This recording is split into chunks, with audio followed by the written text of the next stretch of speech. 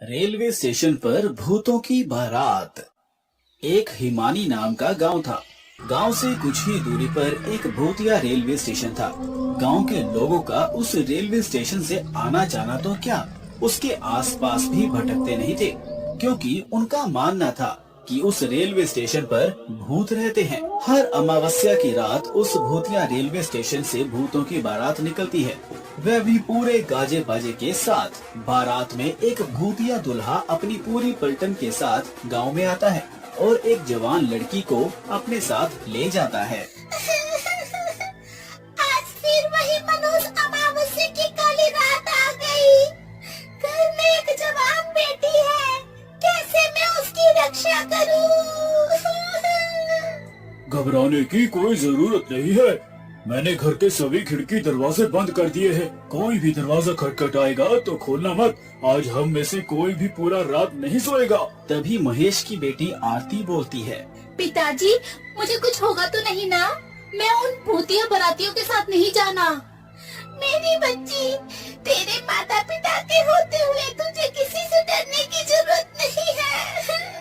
पूरा गांव दहशत से अपने अपने घर में छिप कर बैठ जाता है। तभी गांव में ढोल और शहनाई की आवाजें आने लग जाती हैं। आवाज इस भूतिया बारात की ही थी, जो रेलवे स्टेशन से निकलकर गांव की तरफ आ रही थी। गांव वालों, दिखाई और सुनाई नहीं देता क्या तुम लोगों को? देखो, बारात आई है, हमारा स्वागत नहीं करोगे? मेरी दुल्हन कहाँ है?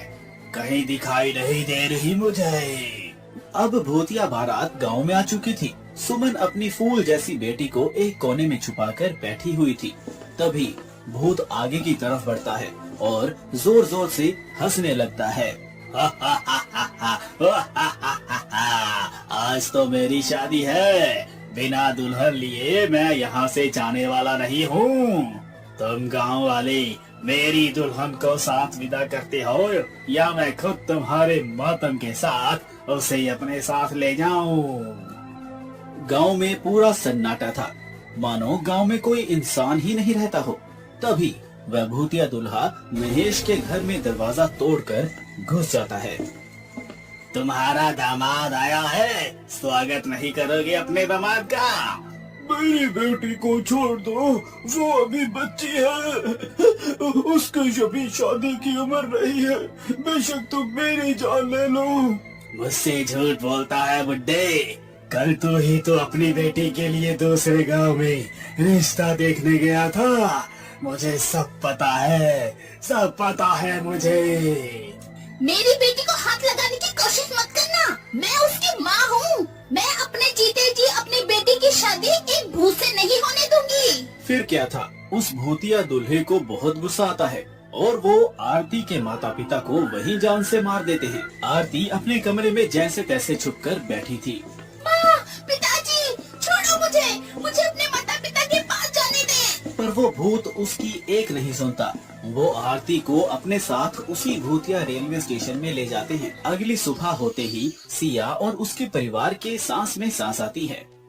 कल तो हमारी बच्ची बाल बाल बच गई, पर जो सुमन के परिवार के साथ हुआ वो बहुत बुरा हुआ। ऐसा नहीं होना चाहिए था।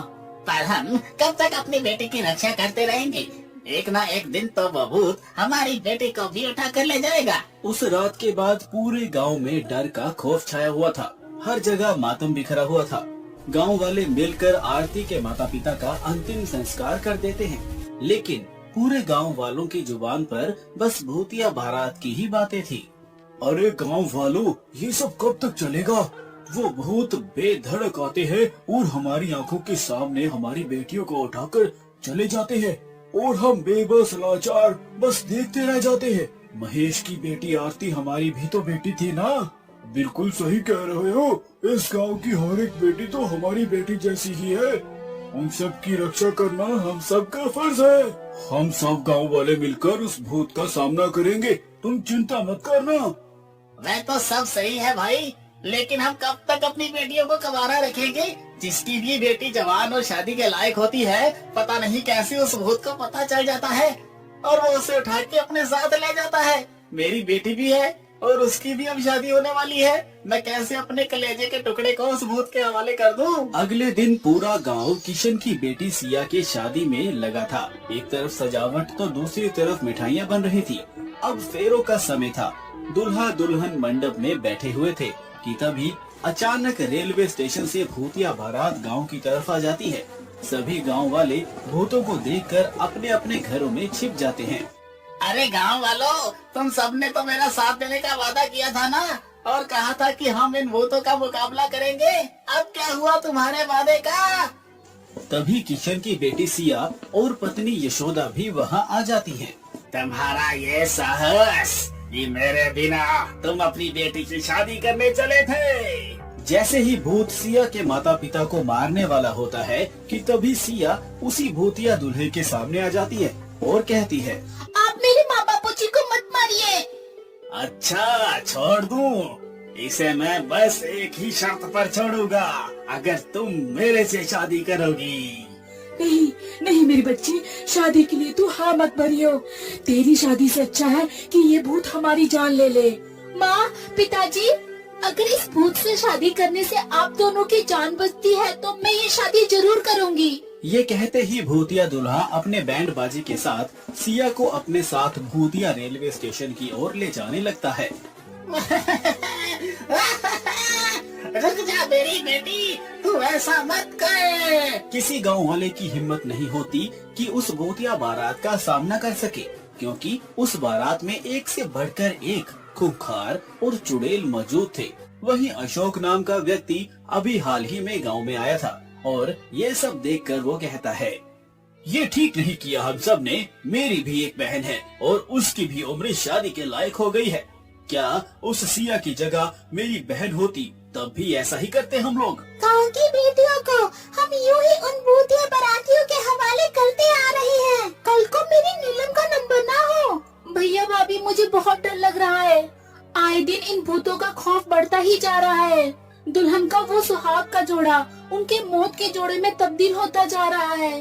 बहन तू चिंता मत कर, मैं इसका समाधान जरूर निकालूंगा और तेरे साथ साथ इन गांव वालों को भी इन भूतिया बारातियों से मुक्त कराऊंगा।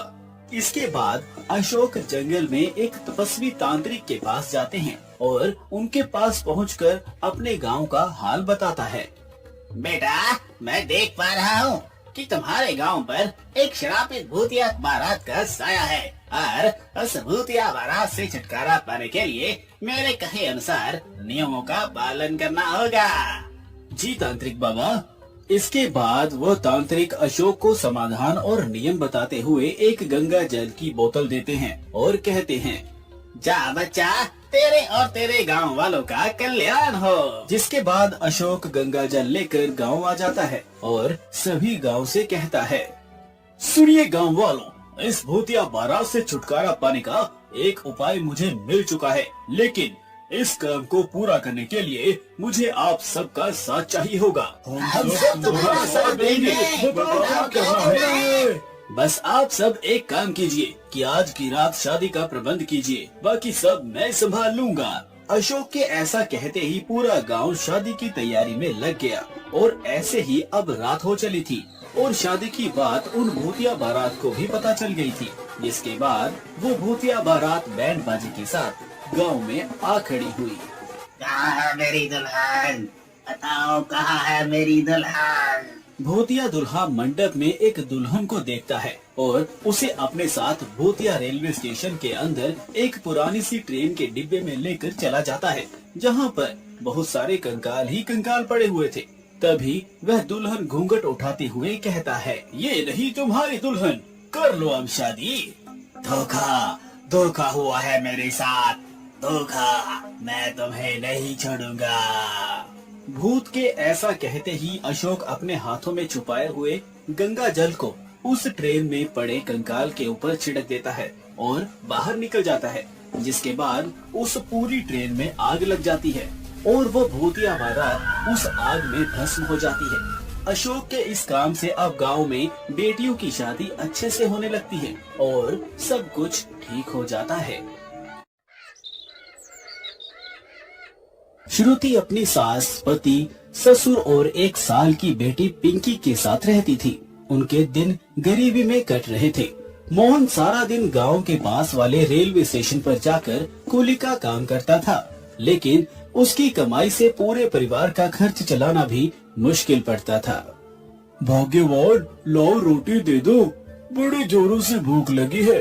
श्रुति, ओ श्रुति। मोहन श्रुति को आवाजें लगाने लगा, लेकिन कोई जवाब नहीं आया। न जाने ये कहाँ चली गई है। मोहन घर में ही बैठकर श्रुति की राह देखने लगा। उसकी बेटी पिंकी स्कूल गई हुई थी और माँ बाप सो रहे थे। मोहन की भी राह देखते देखते आंख लग गई। कुछ देर बाद उसे किसी के कदमों की आहट महसूस हुई और मोहन जाग गया। कौन है? घबराइए मत, मैं हूँ। अरे श्रुति कहाँ चली गई थी? जानती हो मैं कितनी तेज भूख से रेलवे स्टेशन से सीधा घर आया था। लो मुझे जल्दी से रोटी दे दो। रोटी तो मैं दे दूंगी, लेकिन किसके साथ दूं?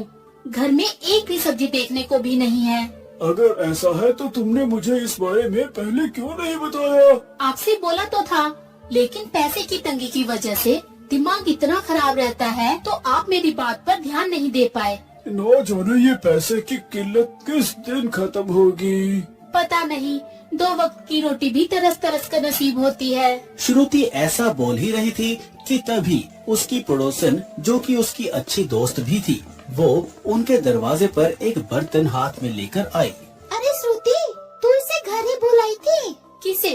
ये खाना जो मैंने तुझसे बनवाई थी, जो मैंने थोड़ी सी तेरे लिए भी निकाल दी थी, लेकिन मैं तुझे बताना ही भूल गई। ये ले। तेरा शुक्रिया। श्रुति की पड़ोसन उसे वो बर्तन थमाकर चली गई। ये सब क्या है श्रुति?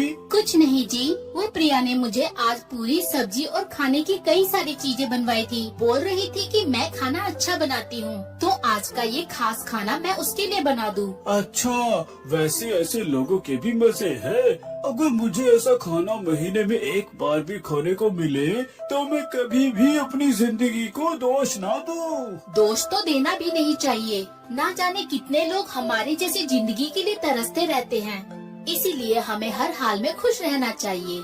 अच्छा चलिए, अब बहुत बातें हो गई, जल्दी से आप खाना खा लीजिए। इतने में मोहन ने अपने हाथ और मुंह को धोया। इतनी ही देर में पिंकी भी स्कूल से आ गई और पड़ोसन के दिए हुए खाने को श्रुति ने अपनी सास, ससुर और पति और बेटे के बीच में बांट दिया। वाह वाह वाह, मजा आ गया। श्रुति, क्या ये सब खाना सच में तुम ही बनाई है? आपको कोई शक है? नहीं नहीं, बिल्कुल नहीं। मैं जानता हूँ कि मेरी बीवी बहुत ही स्वादिष्ट खाना बनाती है, तभी तो हम पूरे हफ्ते सिर्फ आलू खाकर ही अपना गुजारा कर लेते हैं। मोहन की बात सुनकर सभी हंसने लगे। थोड़े से खाने में गरीब परिवार ने अपना पेट भर लिया था। प्याज या सिर्फ नमक से रोटी खाने वाले लोगों को अचानक ही इतना स्वादिष्ट खाना मिल जाना किसी खजाने से कम नहीं था। उनके दिन ऐसे ही गरीबी में कट रहे थे। ना उन लोगों के पास कुछ अच्छा खाने को था और ना ही पहनने को, लेकिन फिर भी वो लोग हंसी खुशी अपना समय बिता रहे थे। एक दिन मोहन का दोस्त राज ट्रेन से उतरकर उसे देखकर उसके पास आया। अरे मोहन, कहाँ है भाई? अरे कौन भाई? पहचाना नहीं? तेरा दोस्त, तेरा यार हूँ मैं। अरे अरे राज, आजा भाई आजा। कैसा है? बढ़िया। तू बता, इतने समय बाद तेरे क्या हाल चाल है? हमारा भी सब बढ़िया। बस बहुत सालों बाद गांव आया था और मैं ट्रेन से उतरते तुझे देखा तो सोचा बचपन के यार से मिलता चलूं। बहुत अच्छा किया, आ घर चल। नहीं नहीं, बस अभी ही मुझे लौटना है। वैसे मोहन, इतने सालों में तू तो काफी बदल गया, लेकिन ये कुली का काम आज भी वैसा ही है। तूने ये काम छोड़ा नहीं? तेरा काम वाम सही चल रहा है या नहीं? तू खुद ही देख ले, बस यही काम है। क्या भाई, इतनी महंगाई के जमाने में तू सिर्फ इस कुली के काम के सहारे अपना घर चलाता है? तो मैं और क्या करूं? मेरी मान, तो इस काम को छोड़कर कोई दूसरा काम शुरू कर ले।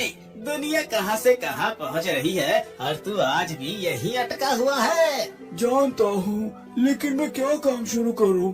कोई भी नया काम करने के लिए पैसों की जरूरत पड़ती है, जो कि मेरे पास देखने को भी नहीं है। तो चिंता क्यों करता है? अभी तेरा दोस्त जिंदा है। मैं दूंगा तुझे कारोबार लगाने के लिए पैसे, और जब तेरा काम चल जाए तो मेरा पैसा लौटा देना। राज ने मोहन को उम्मीद की एक किरण दिखाई। मोहन को भी राज का विचार अच्छा लगा और वो दिन भर बस यही सोचता रहा कि वो क्या करे।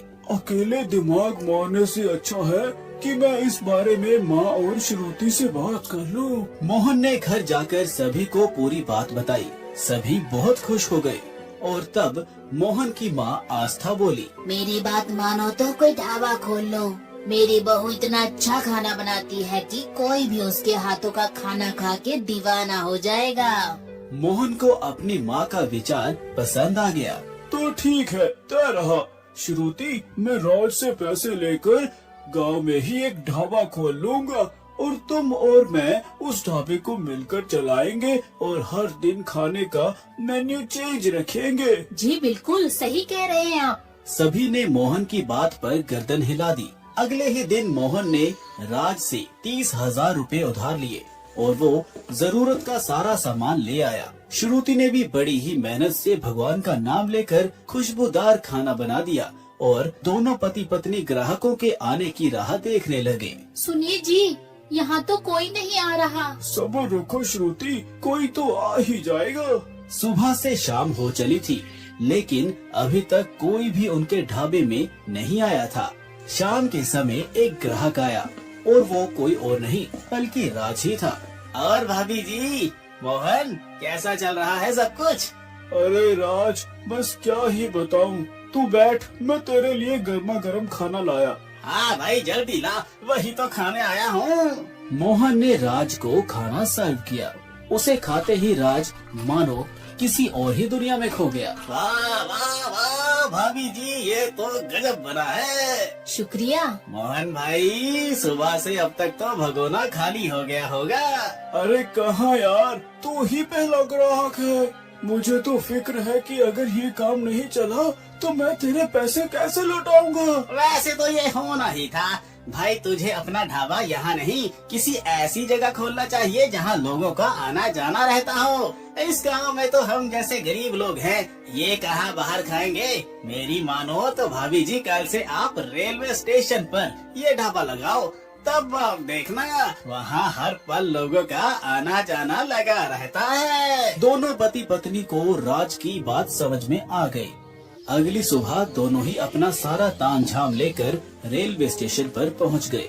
श्रुति के पालक पनीर की खुशबू सारे स्टेशन पर फैल गई और राह चलते मुसाफिर राहगीर उनके ढाबे में आने लगे। ओह, ये तो बहुत ही टेस्टी है। जो भी एक बार श्रुति का पालक पनीर खाता, वही उसका दीवाना हो जाता। रेलवे स्टेशन पर मोहन और श्रुति का ढाबा चल गया और कुछ ही दिनों में उनके घर के हालात ठीक होने लगे। मोहन हर दिन के अनुसार ढाबे पर अलग अलग डिशेस बेचा करता था और सर के ऊपर से राज का कर्ज उतारकर अब मोहन भी एक बेफिक्री की जिंदगी जी रहा था।